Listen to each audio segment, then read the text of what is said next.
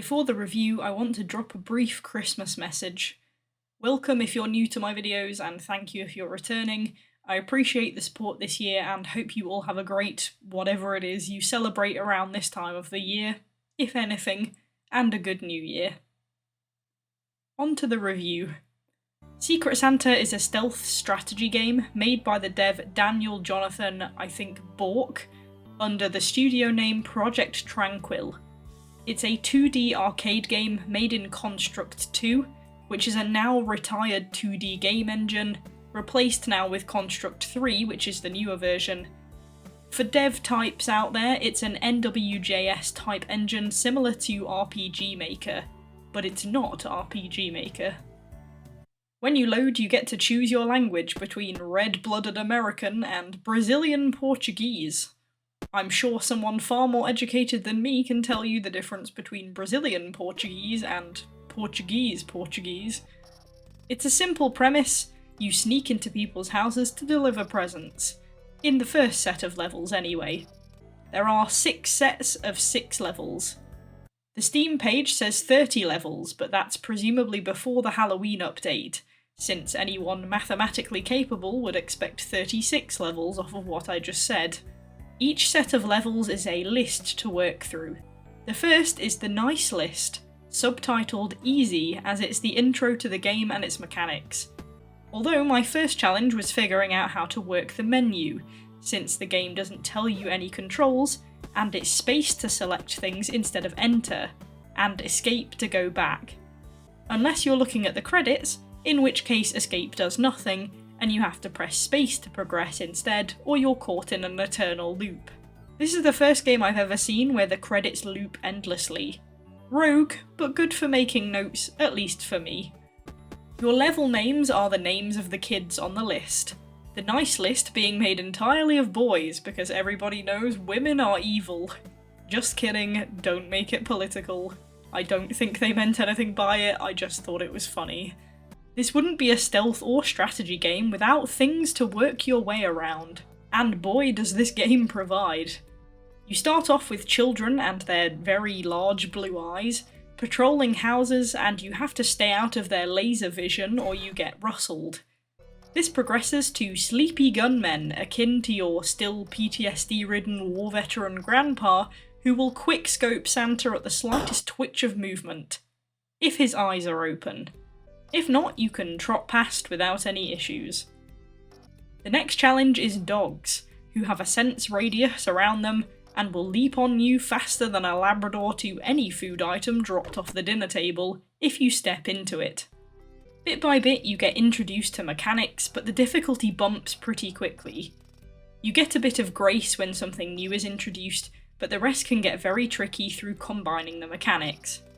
The gunmen have thin vision but long range, and since they flick on and off, you have to remember how far they could see out because if they wake up when you're too close, you're done.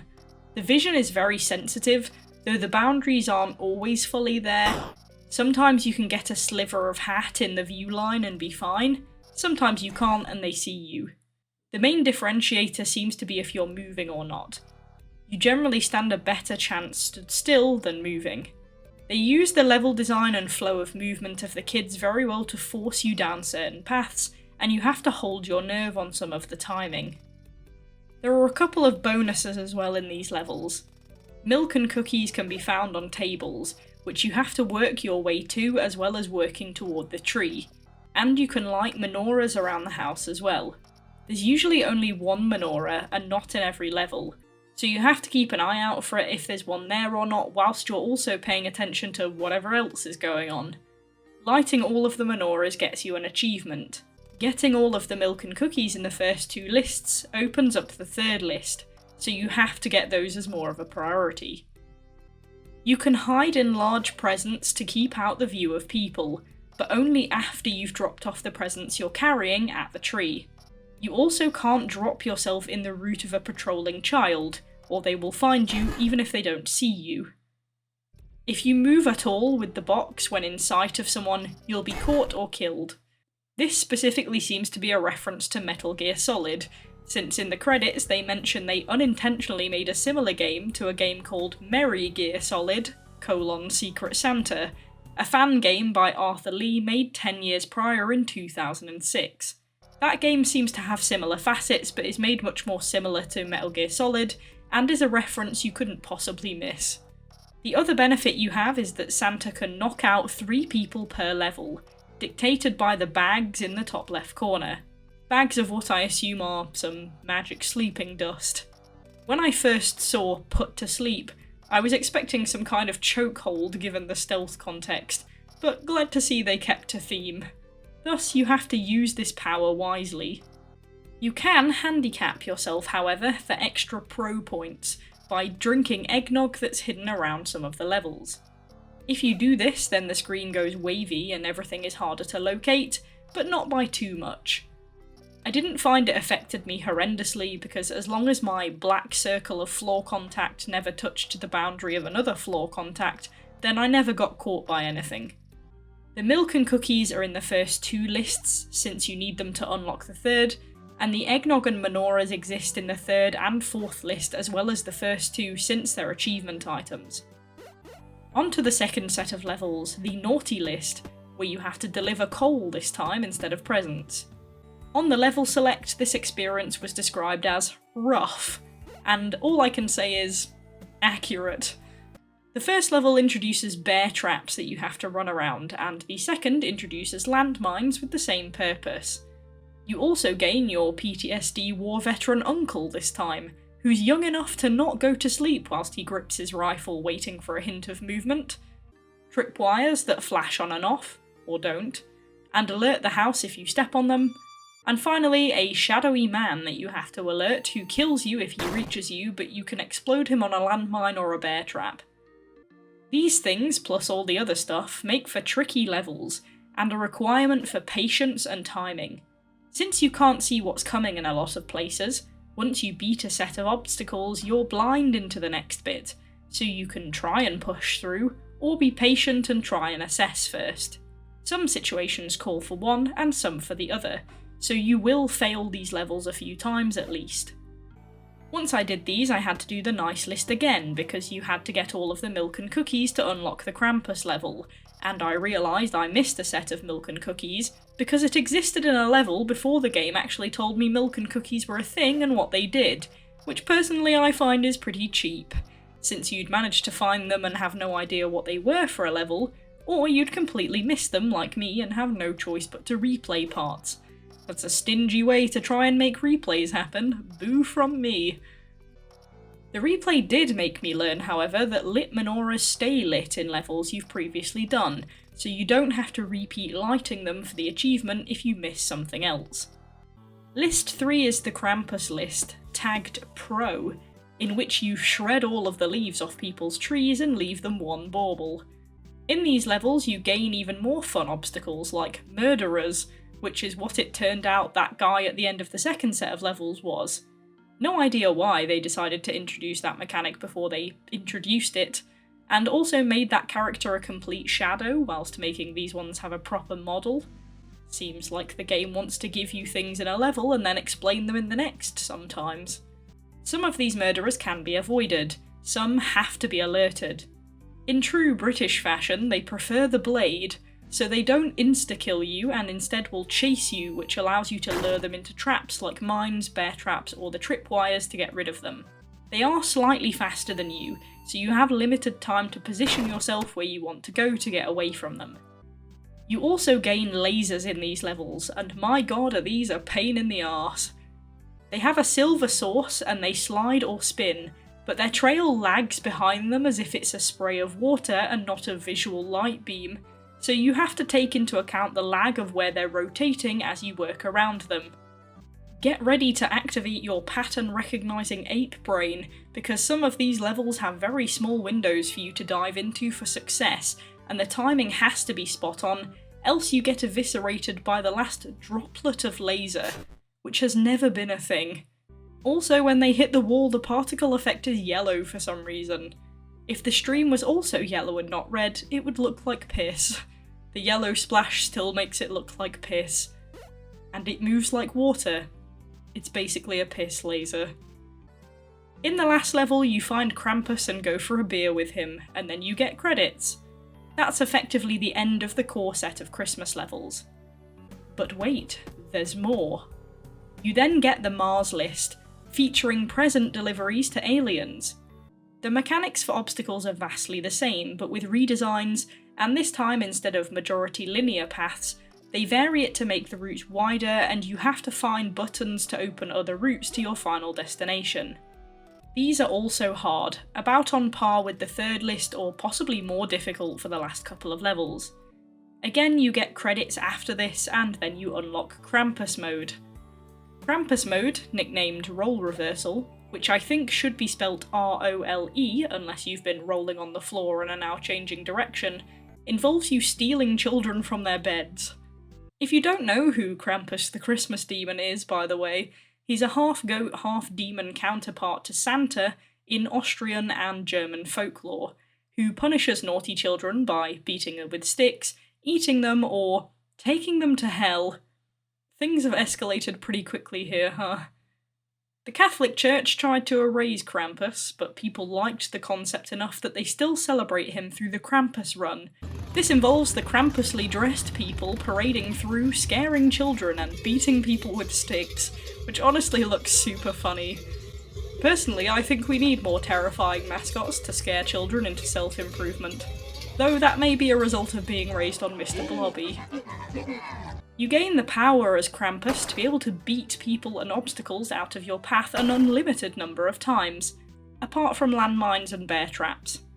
The patrolling children are replaced with patrolling buff dudes with shotguns, but you can beat them up and get them out the way, sometimes. They've cleverly positioned area denial mechanics, like dogs, in places that make it difficult to wipe out every single removable obstacle from the area. It makes the level much easier later on when you get rid of stuff, but they've designed levels so that you have to get rid of stuff to progress, and you get channeled down certain routes to be able to access the things to get rid of, then you can go back and progress the other way. They're certainly easier than the prior levels because there's more open space and you can remove half of the difficulty, but it's honestly hard to get much more difficult than those were, and it's a nice variety in gameplay. A different style, but still tricky, and it still requires timing and positioning. I dipped a toe into the Halloween list, which is also a present dropper, but this is styled differently so that instead of being start-stop to work around boundaries, in true Halloween scare fashion you spend more time running than standing still. The levels are made to force you to move, with you having to outrun the grave in level 1, and then getting chased back to the start around bear traps by a Dracula, for example. Once again, similar mechanics, but used in a different style to force gameplay differently. This game is challenging. It takes precision, timing, awareness, and all of the patience God didn't grace me with when he boiled me up in what was left of the gene pool. Strangely, getting to the objective was not the hardest part, it was actually getting back.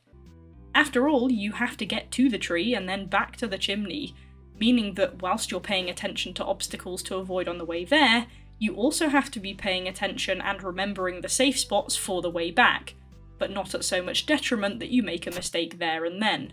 And when it comes to your timing, with asymmetrical or rotating obstacles, you have to remember you're approaching them in reverse on the way back, so that will change when you can move compared to the first time. You have to know how long actions take. For example, with the Krampus mode punch, you freeze in place for a couple of seconds, so if you choose to knock something out, you might get spotted by something else. You have to know when people turn or how long it takes between Sleepy Grandpa's eyes opening, it's about 5 seconds, and closing, it's about 3, to work out your window to move in. If you're not sure, you have to stay put and work it out. This can make it frustrating when you die to something basic or in an area you're entering blind, but through repetition and practice you make it to the end and you get that satisfaction. The strategy element also comes into your use of the mechanics such as the knockouts. Since you have a limited number with Santa, you can't use them hastily, since in some levels, towards the end, the non-sleepy uncles or other patrolling beings might be specifically positioned that you can't complete the level or get past them unless you knock them out.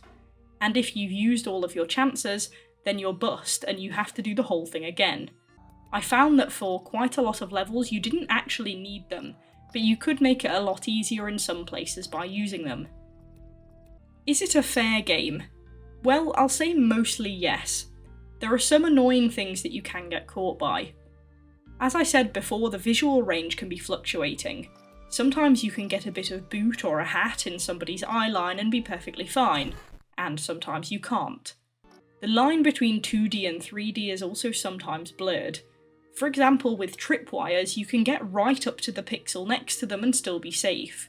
With laser sights on guns, you get a shot if your foot intersects it, and also if your face intersects it. It's hard to tell if the game is designed so that objects that would theoretically be off the ground if this was actual 3D detect things at height and low down, or if that's just a hitbox error with which bit of the Santa things are supposed to be triggered by. Is the laser too sensitive? Is the tripwire not sensitive enough? This variability is somewhat consistent enough to find a trend, but not always. You can also get caught on corners. This did me in with the laser a few times, where I was going to run up and around a corner and I got caught on it. Yes, this may have been a positioning fault with me in some places, but the horizontal positioning seems to be a lot trickier than the vertical positioning. This was easiest to show on the Halloween zombie level. In this, you can push zombies into obstacles to clear your path. This is great if you're pushing up, because being a flat 2D card, that's where all your surface area is. But I kept losing time on the sideways push because I had to line myself up to the pixel to get any push. This made it really tricky. Somehow, when working around walls, it was like the corner was higher physically than my brain saw that it was, so I had to add an extra few pixels gap to get around the corner, which would put me up against the time limit with the very precisely timed obstacles. My only other small gripe is the lack of controls being explained. Space is usually interact, but with things like the box, it tells you can hide, but it doesn't mention you have to drop the presents first, so obviously pressing space on it didn't work the first time, so I assumed it didn't work at all. R also allows you to restart the levels, but it also doesn't tell you that. The presents get automatically dropped off, so that's no issue. It can be worked out, but some things require interaction and some don't, so it's just easier to be clear what to press and when. The floorboards also look like bricks in some of the levels, so I got a little muddled with what was wall and what was ground. Maybe making the dividing lines thinner would help distinguish. Or maybe my eyes were just fried. The achievements I also think are kinda broken. I did get them when I checked Steam, but they never popped up in-game when I got them. You also can't open Steam Overlay during gameplay, which might have something to do with it, since Steam might not be fully connected to the game even though it recognises when you get the achievements. The design is simple, with colour variations in some parts, but different designs for the various themes on top of the stock house items. The obstacles are all clearly visible, which is good, and there's enough going on that the background isn't really critical to pay attention to, though it's busy enough to fit the theme and sets the mood well. The music is Christmas music, but a bit funkier, except for the Mars level, which seems to be green sleeves for some reason. Even the Halloween level is Christmas music. A random choice, but it still works, and is nice backing music whilst you focus your cerebrum on not pressing buttons too hastily. The extras option on the main menu shows you the end cards that you win from finishing the lists, and you get a little bit of concept art as a treat as well. It took me 3 hours to play through the 5 Christmas lists and 2 of the Halloween levels, with plenty of retries needed. There's good replayability value in the achievements, and whilst Mars and Halloween are a bit random of themes for a Christmas game, the level variety is nicely done. Despite my uncertainties around hitboxes and such, I do believe the game was fair, and I have to give credit for the meticulously crafted timings on the puzzles and the work put into making the game challenging yet rewarding. From the credits, it looked like there were 7 people involved in the making, so kudos to them. It's a great game with ample content for the price and is accessible to everyone, unless you're German, according to SteamDB. I hope this has nothing to do with the menorahs. Any Germans will have to let me know if it is actually blocked for them. Overall, I will give Secret Santa a 9 out of 10.